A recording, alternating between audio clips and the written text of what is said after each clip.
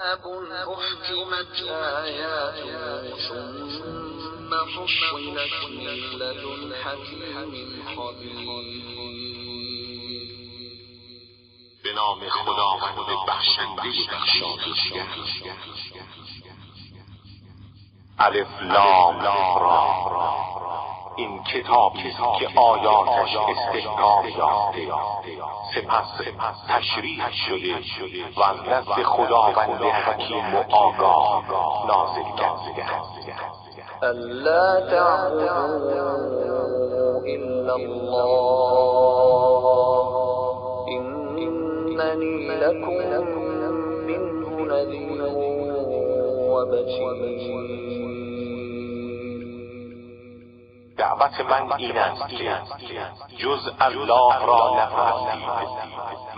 من از سوی او برای شما بیم دهنده و بشارت دهنده.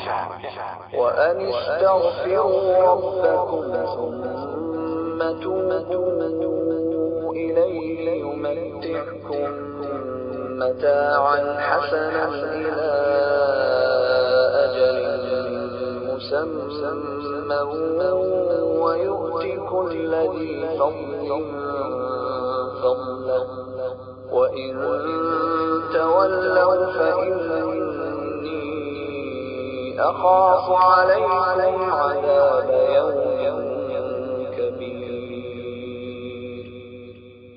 و اینکه از پروردگار خویش آمرزش بطلبید، سپس به سوی او بازگردید تا شما را تا مدت معینی از مواهب زندگی این جهان به خوبی بهره‌مند سازد و به هر صاحب فضیلتی به مقدار فضیلتش ببخشد.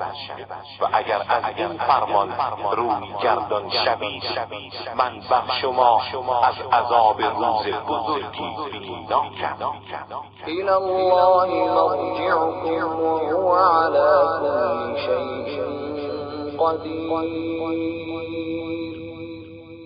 بدانید بازگشت شما به سوی الله است و او بر هر چیز تواناست.